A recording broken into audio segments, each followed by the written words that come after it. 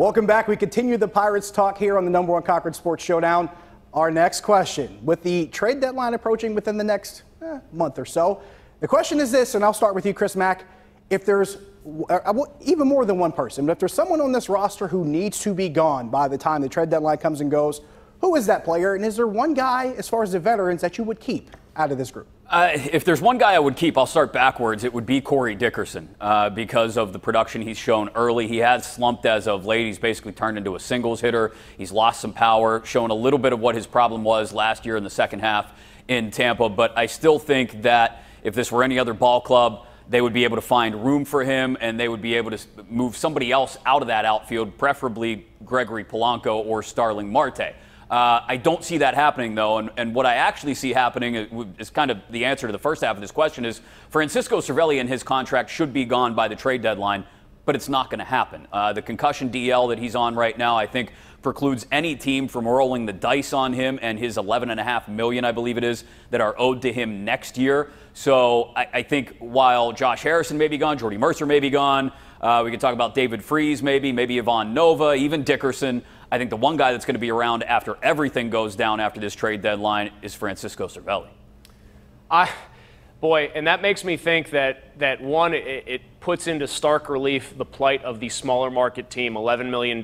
They have to try to figure out a way to either just play out the string and hope it works well, and they can't deal him right now, or they think they can't deal him. It makes me also think, Chris, that maybe they should have dealt him early on in the season. Maybe there should have been an aggressive push to just deal guys right away, but that wouldn't fit when you're 26 and 17. So they're in all sorts of rock and hard place kind of situations here.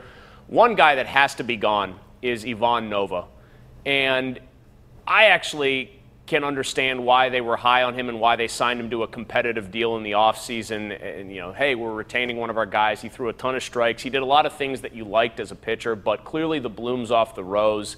And more importantly, there's a lot of young guys, Nick Kingham, among others, Mitch Keller, that they feel are going to be really good pitchers for them or productive guys that need to get a chance sooner rather than later.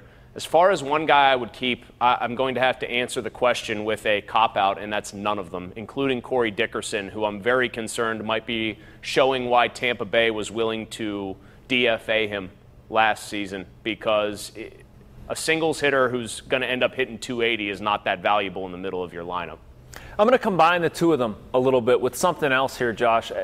I would, one, listen on everybody. I know in my world, in the hockey stuff, Jim Rutherford is basically open for business. If I was Neil Huntington, I would be all the way open for business. And to Chris's point, I would trade anybody who I got a competitive offer for, as long as it wasn't, you know, one of my young future prospects. So you're putting Tyone, Bell, Meadows, and a handful, maybe. Yeah, exactly. I mean, I'm not going to do anything stupid, but you can come to me with any sort of offer, and I won't be insulted.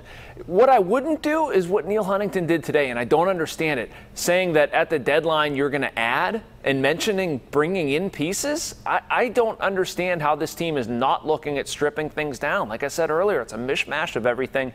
You have some guys that what is the future here for Josh Harrison and Jordy Mercer, David Freese, the guys we're talking, Ivan Nova? I mean, they are not part of the solution. I think they're perfectly good baseball players, but I don't see how we're continuing to trot them out here and thinking they're going to be anything even close to long-term fixes. I think a good question to ask, too, guys, when we talk about untouchables, is Jameson Taillon really an untouchable? Is he really living up to what you thought he could be? I know what you're getting at there, but he has to be. It's too early. It's too early, and there have been too many things that no one could predict. Having cancer, stuff that goes beyond the field of, hey, are you executing your pitches, etc.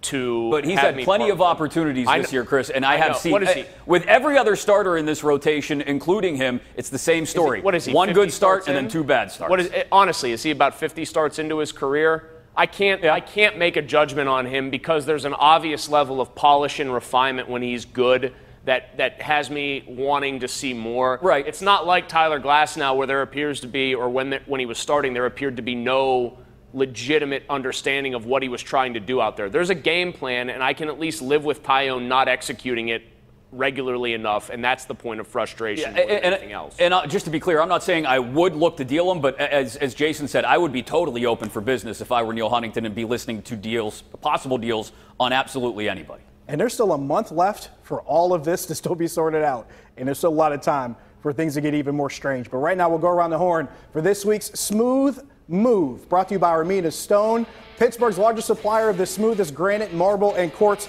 countertops. Jason Mackey, we'll start with you. Smooth move of the week. All right, I'm going to go with Billy Guerin for mine. You guys probably saw this on social media. The draft floor at Dallas American Airlines Center. He's ordering a salami and cheese sandwich from Jim Rutherford's son, James.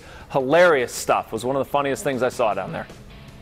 I'm going to go with another Penguins-related smooth move, and for an actual piece of news, Mike Sullivan getting out of the Phil Kessel-Sully rift story, which I'm sure we'll get into, but smooth move by him to finally get someone out in front of that and talking about it, because we know Phil isn't going to talk about it anytime soon. Sullivan, can we have a moratorium this summer on hearing either of those two names in conjunction with one another? Well, we're doing it again in the next segment. So. I know. Well, I know. I was really throwing a Hail Mary there. My smooth move, Jason, it's not a salami and cheese sandwich. Oh, no, it's the latest creation from a minor league baseball team. The Erie Seawolves take 3 theoretically good to great tastes and put them together to make something horrifying out of your nightmares. A jumbo hot dog wrapped in a pink cotton candy bun topped with Nerds candy. Make it stop. Did you have it, though? How can you say it's bad?